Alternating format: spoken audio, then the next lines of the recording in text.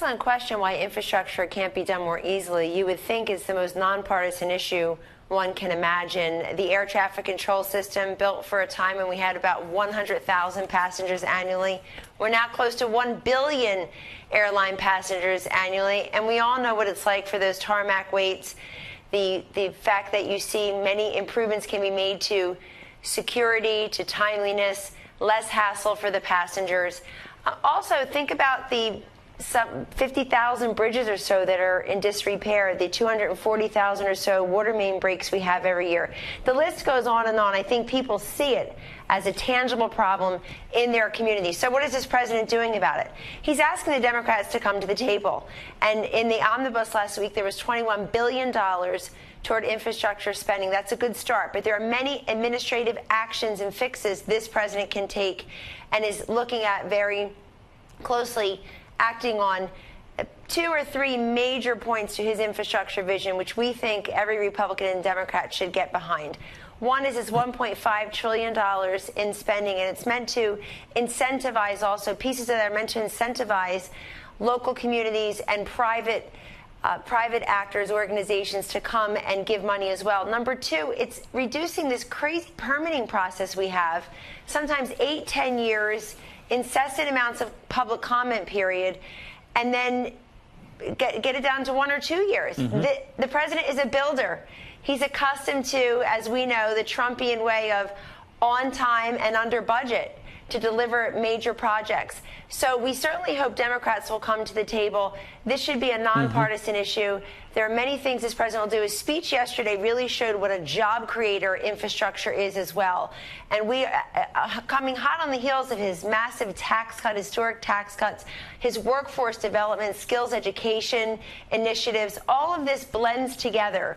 And it means that the time for infrastructure improvements are here. We certainly hope people won't just look at this through the political lens and they'll listen to their constituents who are saying the potholes, the bridges in disrepair, the traffic hassles, all of that, this president wants to tackle it, even though we know the local communities know best how to fix it in their own areas. Yeah. Kellyanne, you mentioned how infrastructure should be nonpartisan. Well, the other thing that should be nonpartisan is our justice system. Yet we've seen abuses in the FISA process under the Obama administration. A lot of calls from members of Congress to potentially appoint a second special counsel. Well, a response to a letter yesterday from the Attorney General says he will not be appointing a second special counsel to investigate FISA abuses, instead nominating an attorney, John Huber, to look at it from the outside and work with the IG. Is that enough for the White House, the outside John Huber, to work with the IG, or would you like to see a second special counsel? Well, based on everything that we see publicly, including on this network on a daily basis, there's no question that more information needs to come forward. And we know there's an Inspector General's report coming soon. And we know that everybody's been able to read these texts. There were people at the top involved in an investigation who obviously had political points of view that they were not shy about expressing and, frankly, acting upon, it seems. So having this prosecutor take a fresh look at everything that we know and could know is a very positive development. I respect the Attorney General's decision. I've also noted that you've had people on like Sarah Carter, Congressman Meadows, Congressman Jordan last night on a different program on your network, I believe Lauren Graham's program, coming forth and giving us more information. And so the question for America remains, if we're in investigation mode in Washington, D.C., this one seems like quite a ripe one. Why was John Huber, why was he selected? He's a guy that lives out in Utah. What's the significance?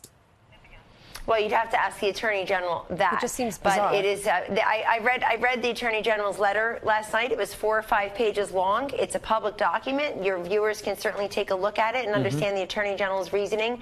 But I have faith that this will be handled in a way that more information will be forthcoming. We respect the 25,000 or so rank and file men and women in the FBI, but there is very little doubt now that shenanigans and untoward conduct was being had in a way that rises to the level of continued investigations. Yeah, certainly seems like the evidence is balanced even more so on that abuse than it ever was for Russian collusion that justified an entire special counsel, but we will stay on it for sure. Another aspect of all this is Hillary Clinton, and she's not gone away, as you know.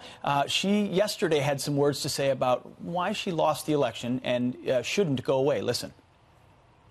I was really struck by how people said that to me. No, go away, go away. They never said that to any man who was not elected. I am really committed to speaking out and doing what I can to have a voice in the debate about where our country's going. So why still those types of explanations? Well, let me just say, you brought her up. I didn't know she'd be a topic today. She's wrong comparing herself to those male candidates, Republican and Democratic, who lost presidential elections as well. They were much more gracious about it. And as for wanting to be part of the conversation, the only conversation she's having these days is about her. Right. And the 2016 election, when you've got Democrats wanting to move forward off of her, look at their public comments, and into 2018.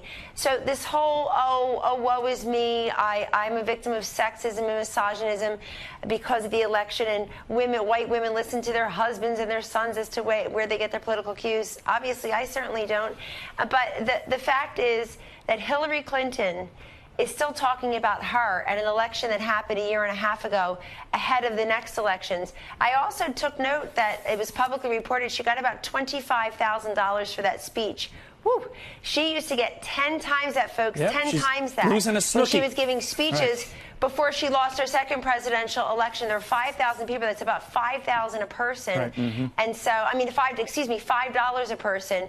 And so I think if she wants to be part of the national conversation, she should call us about infrastructure, opioids, health care, taxes. Understood. There are many conversations to be had. I don't see her out there talking much about anything beyond herself. Kellyanne Conway, we got to go. Thank you very, very much. Thanks, Counselor to the Kellyanne. President. Thank you very much.